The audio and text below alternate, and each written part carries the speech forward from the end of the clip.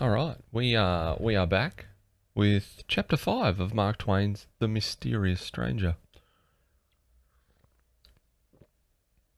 I certainly hope you've been enjoying it as much as I have. It's been good fun, actually, reading some old material.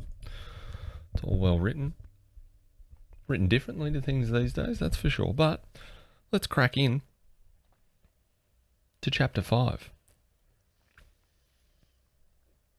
On the 4th day comes the astrologer from his crumbling old tower up the valley, where he had heard the news, I reckon. He had a private talk with us, and we told him what we could, for we were mightily in dread of him.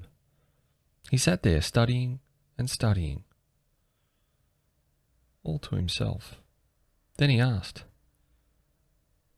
"How many ducats did you say?" 1107, sir. Then he said, as if he were talking to himself, "It is very singular. Yes, very strange. A curious coincidence."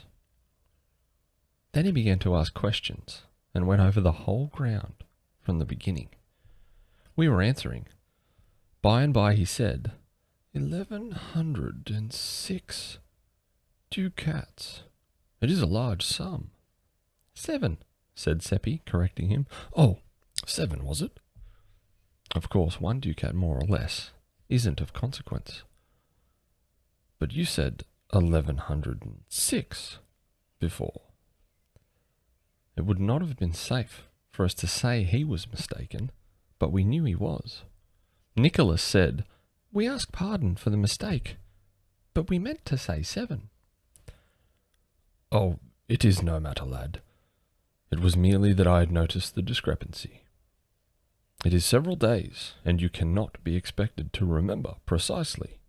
One is apt to be inexact when there is no particular circumstance to impress the count upon the memory." "But there was one, sir," said Seppi eagerly. "What was it, my son?" asked the astrologer indifferently. "First, we all counted the piles of coins, each in turn, and all made it the same, 1106.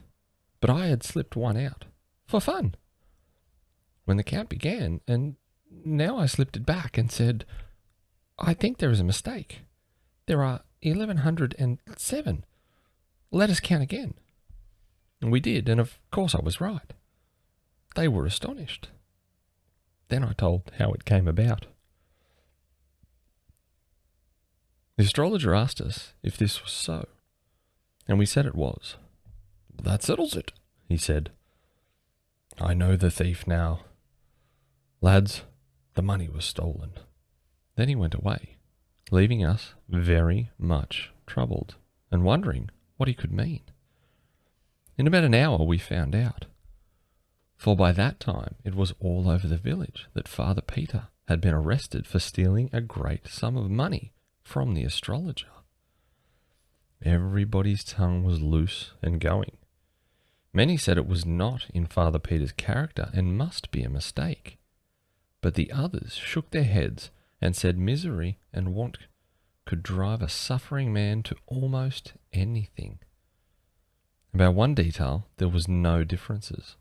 All agreed that Father Peter's account of how the money came into his hands was just about unbelievable. It had such an impossible look. They said it might have come into the astrologer's hands in some such way, but into Father Peter's? Never. Our characters began to suffer now. We were Father Peter's only witnesses. How much did he probably pay us back to back up his fantastic tale?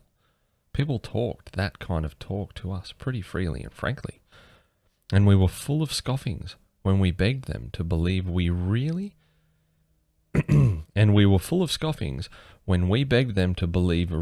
we had told only the truth. Our parents were harder on us than anyone else. Our fathers said we were disgracing our families, and they commanded us to purge ourselves of our lie. and there was no limit to their anger when we continued to say we had spoken true. Our mothers cried over us and begged us to give back our bribe and get back our honest names and save our families from shame, and come out and honourably confess. And at last we were so worried and harassed that we tried to tell the whole thing, Satan and all, but no, it wouldn't come out. We were hoping and longing all the time that Satan would come and help us out of our trouble, but there was no sign of him. Within an hour after the astrologer's talk with us, Father Peter was in prison and the money sealed up and in the hands of the officers of the law. The money was in a bag, and Solomon Isaac said he had not touched it since he had counted it. His oath was taken that it was the same money, and that the account was 1,107 ducats. Father Peter claimed trial by the ecclesiastical court. Father Peter claimed trial by the ecclesiastical court, but our other priest, Father Adolf, said an ecclesiastical court hadn't jurisdiction over a suspended priest. The bishop upheld him. That settled it. The case would go to trial in the civil court. The court would not sit for some time to come. Wilhelm Meidling would be Father Peter's lawyer and do the best he could, of course. But he told us privately that a weak case on his side and all the power and prejudice on the other made the outlook bad. So Margette's new happiness died a quick death. No friends came to condole with her, and none were expected. An unsigned note withdrew her invitation to the party. There would be no scholars to take lessons. How could she support herself? She could remain in the house, for the mortgage was paid off, though the government and not poor Solomon Isaacs had the mortgage money in its grip for the present. Old Ursula, who was cook, chambermaid, housekeeper, laundress, and everything else for Father Peter, and had been Margette's nurse in the earlier years, said God would provide. But she said that from habit, for she was a good Christian. She meant to help in the providing to make sure, if she could find a way. We boys wanted to go and see Margette and show friendliness for her, but our parents were afraid of offending the community and wouldn't let us. The astrologer was going around inflaming everybody against Father Peter and saying he was an abandoned thief and he had stolen 1,107 gold ducats from him. He said he knew he was a thief from that fact, for it was exactly the sum he had lost and which Father Peter pretended he had found. In the afternoon of the 4th day after the catastrophe, old Ursula appeared at our house and asked for some washing to do, and begged my mother to keep this secret, to save Margette's pride. Who would stop this project if she found it out? Yet Margette had not enough to eat and was growing weak. Ursula was growing weak herself and showed it, and she ate of the food that was offered her like a starving person, but could not be persuaded to carry any home, for Margette would not eat charity food. She took some clothes down to the stream to wash them, but we saw from the window that handling the bat was too much for her strength. So she was called back, and a trifle of money offered her, which she was afraid to take, lest Margette should suspect. But then she took it, saying she would explain that she found it in the road, to keep it from being a lie and damning her soul. She got me to drop it while she watched, and then she went along by there and found it, and exclaimed with surprise and joy, and picked it up and went on her way. Like the rest of the village, she could tell everyday lies fast enough and without taking any precautions against fire and brimstone on their account. But this was a new kind of lie, and it had a dangerous look because she hadn't had any practice in it. After a week's practice, it wouldn't have given her any trouble. It is the way we are made.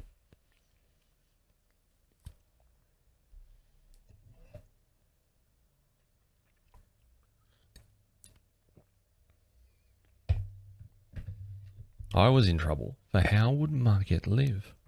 Ursula could not find a coin in the road every day, perhaps not even a second one, and I was ashamed too, for not having been near Margate, and she so in need of friends. But that was my parents' fault, not mine, and I couldn't help it. I was walking along the path, feeling very downhearted, when a most cheery and tingling, freshening up sensation went rippling through me. And I was too glad for any words, for I knew by that sign that Satan was by. I had noticed it before. Next moment he was alongside of me, and I was telling him all my trouble and what had been happening to Margate and her uncle. While we were talking, we turned a curve and saw old Ursula resting in the shade of a tree, and she had a lean, stray kitten in her lap and was petting it. I asked her where she got it, and she said it came out of the woods and followed her, and she said it probably hadn't any mother or any friends, and she was going to take it home and take care of it. Satan said, "I understand you are very poor. Why do you want to add another mouth to feed? Why don't you give it to some rich person?" Ursula bridled at this and said, "Perhaps you would like to have it. You must be rich with your fine clothes and quality airs." Then she sniffed and said, "Give it to the rich. The idea! The rich don't care for anybody but themselves. It's only the poor that have feelings for the poor and help them. The poor and God. God will provide for this kitten." "What makes you think so?" Ursula's eyes snapped with anger. "Because I know it," she said. "Not a sparrow falls to the ground without his seeing it." "But it falls just the same. What good is seeing it fall?" Old Ursula's jaws worked, but she could not get any word out for the moment. She was so horrified. When she got her tongue, she stormed about. "Go about your business, you puppy, or I will take a stick to you." I could not speak. I was so scared. I knew that with his notions about the human race, Satan would consider it a matter of no consequence to strike her dead, there being plenty more. But my tongue stood still. I could give her no warning, but nothing happened. Satan remained tranquil and indifferent. I suppose he could not be insulted by Ursula any more than the king could be insulted by a tumblebug. The old woman jumped to her feet when she made her remark, and did it as briskly as a young girl. It had been many years since she had done the like of that. That was Satan's influence. He was a fresh breeze to the weak and the sick, wherever he came. His presence affected the lean kitten, and it skipped to the ground and began to chase a leaf. This surprised Ursula, and she stood, looking at the creature and nodding her head wonderingly, her anger quite forgotten. "What's come over it?" she said. "A while ago it could hardly walk." "You have not seen a kitten of that breed before?" said Satan. Ursula was not proposing to be friendly with the mocking stranger, and she gave him an ungentle look and retorted, "Who asked you to come here and pester me? I'd like to know. And what do you know about what I've seen and what I haven't seen?" "You haven't seen a kitten with the hair spines on its tongue pointing to the front, have you?" "No, nor you either." "Well, examine this one and see." Ursula was becoming pretty spry, but the kitten was sprier, and she could not catch it, and had to give up. Then Satan said, "Give it a name, and maybe it'll come." Ursula tried several names, but the kitten was not interested. "Call it Agnes. Try that." The creature answered to the name and came. Ursula examined its tongue. "Upon my word, it's true," she said. "I have not seen this kind of a cat before. Is it yours?" "No." "Then how did you know its name so pat?" "Because all cats of that breed are named Agnes. They will not answer to any other." Ursula was impressed. "It is the most wonderful thing.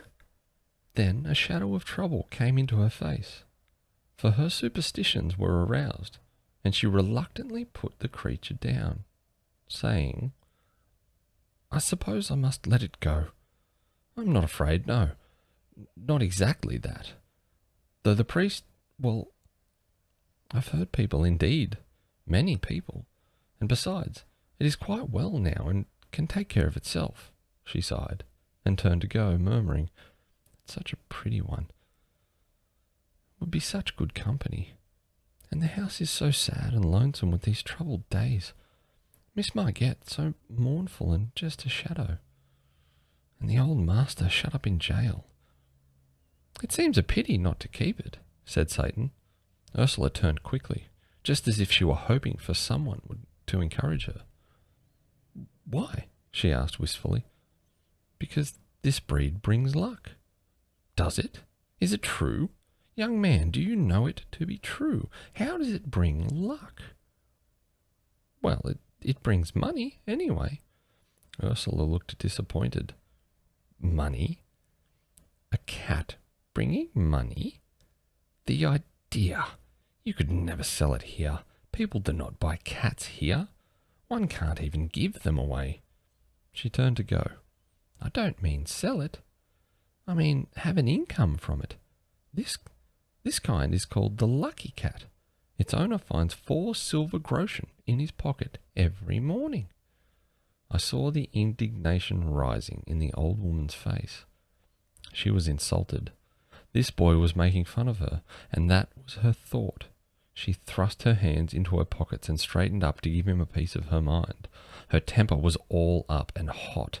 Her mouth came open and let out 3 words of a bitter sentence. Then it fell silent, and the anger in her face turned to surprise, or wonder, or fear, or something. And then she slowly brought out her hands from her pockets and opened them and held them so. In one was my piece of money. In the other lay 4 silver groschen. She gazed a little while, perhaps to see if the groschen would vanish away.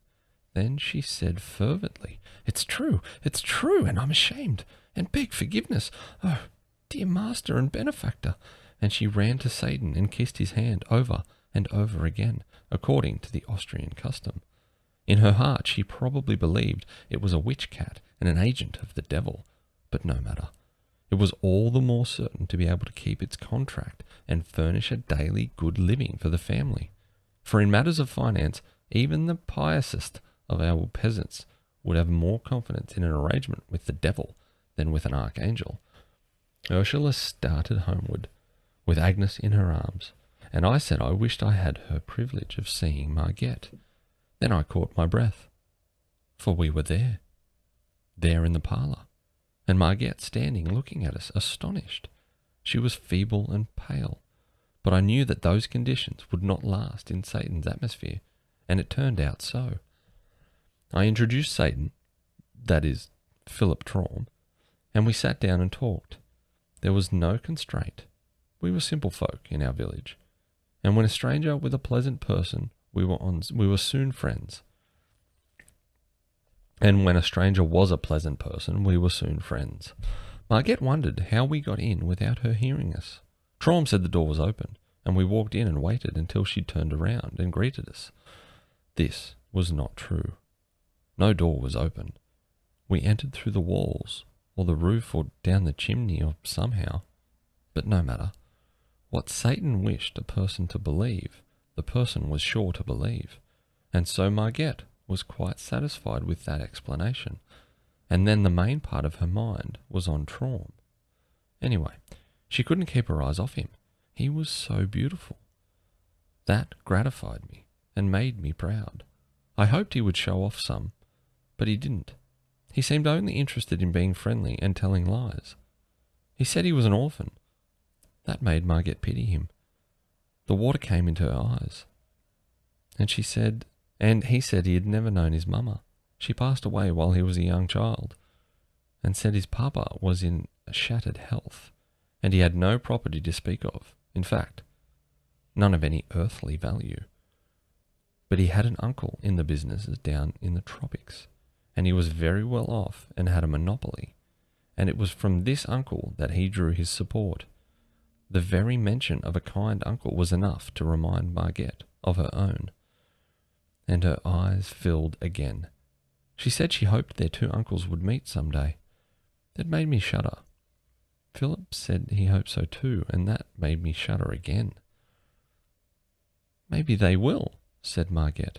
Does your uncle travel much? Oh yes, he goes all about. He has business everywhere. And so they went on chatting, and poor Margette forgot her sorrow for one little while. It was probably the only really bright, cheery hour she had known lately. I saw she liked Philip, and I knew she would. And when he told her he was studying for the ministry, I could see that she liked him better than ever. And then, when he promised to get her admitted to the jail so that she could see her uncle, that was the capstone. He said he would give the guards a little present, and she might always go in the evening after dark and say nothing, but just show this paper and pass in, and show it again when you come out.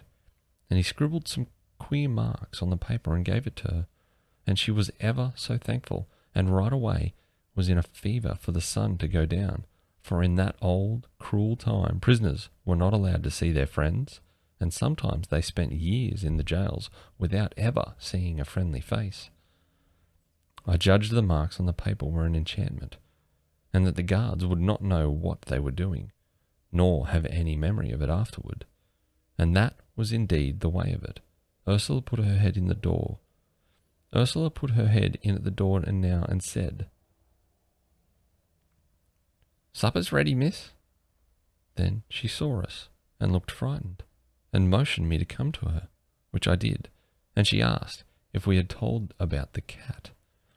I said no, and she was relieved, and said, "Please don't, for if Miss Margette knew, she would think it was an unholy cat, and would send for a priest and have its gifts all purified out of it, and then there wouldn't be any more dividends." So I said we wouldn't tell, and she was satisfied. Then I was beginning to say goodbye to Margette, but Satan interrupted and said ever so politely, well, I don't remember just the words, but anyway, he as good as invited himself to supper, and me too, of course.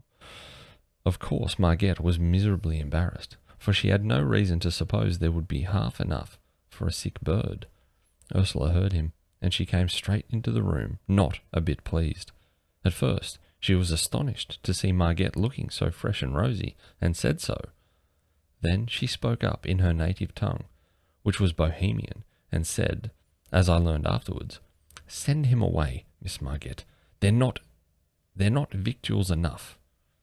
There's not victuals enough." Before Margette could speak, Satan had the word, and was talking back to Ursula in her own language, which was a surprise to her, for her mistress too. He said, "Didn't I see you down the road a while ago?" "Yes, sir." "Ah, that pleases me. I see you remember me." He stepped to her and whispered, "I told you, it is a lucky cat. Don't be troubled. It will provide." That sponged the slate of Ursula's feelings clean of anxieties, and a deep financial joy shone in her eyes. The cat's value was augmenting. It was getting full time for Margette to take some sort of notice of Satan's invitation, and she did it in the best way, the honest way that was natural to her. She said she had little to offer, but that we were welcome if we would share it with her. We had supper in the kitchen, and Ursula waited at the table. Let me have a drink here.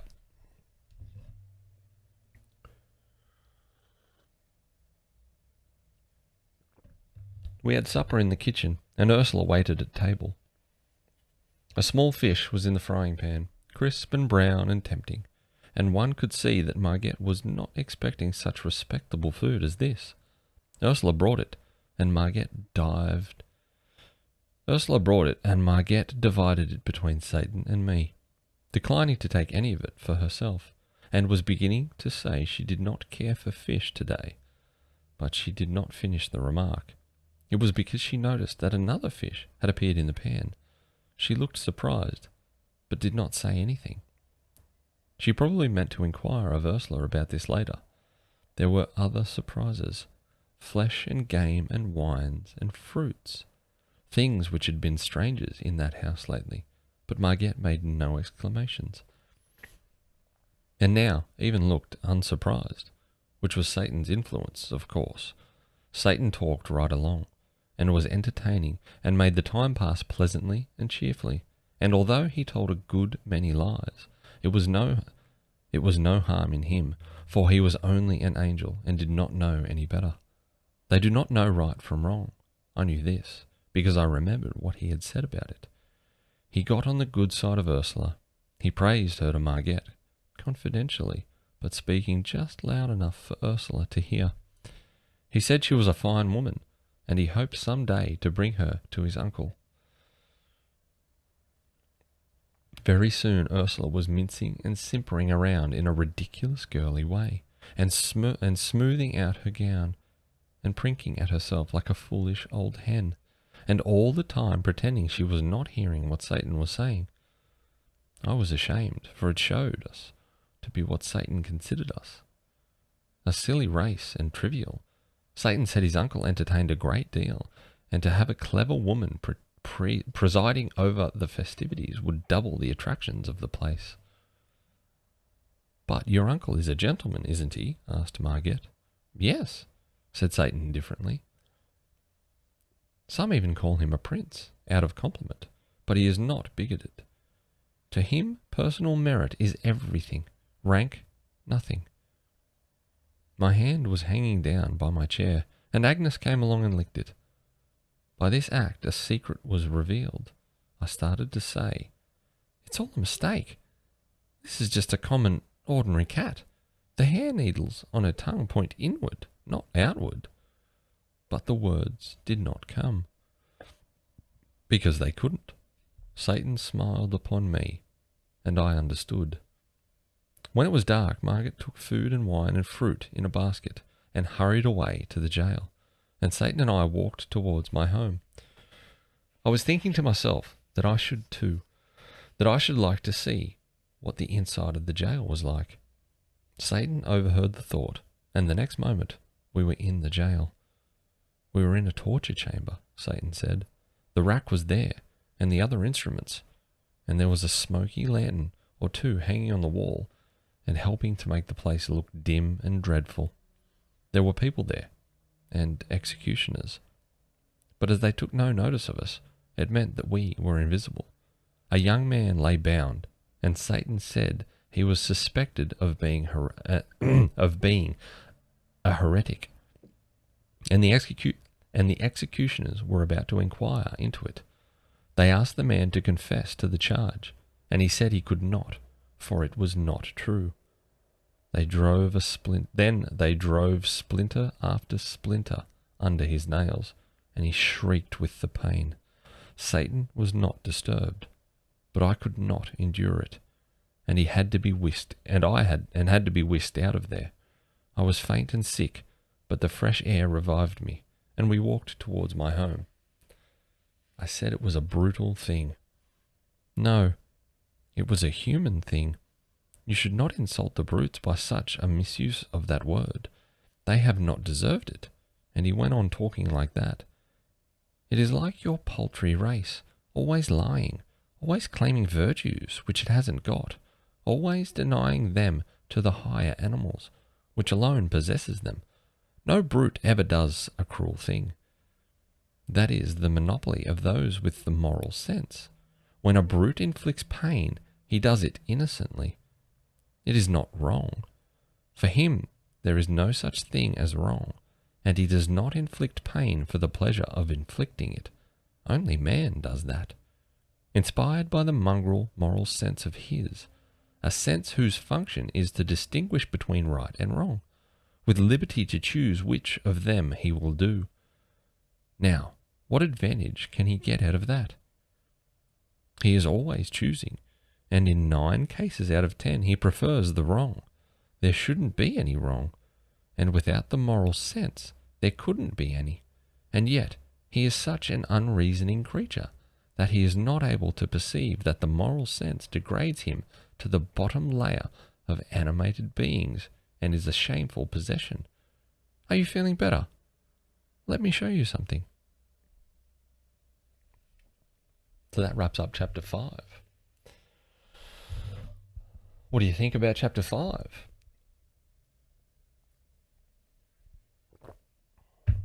What are we going to learn from Satan through the rest of this? Apparently we're about a third of the way through the book at chapter 5, so I guess there's probably going to be about 15 chapters. Haven't looked. But we'll be back, and in the next sitting we'll continue with chapter 6.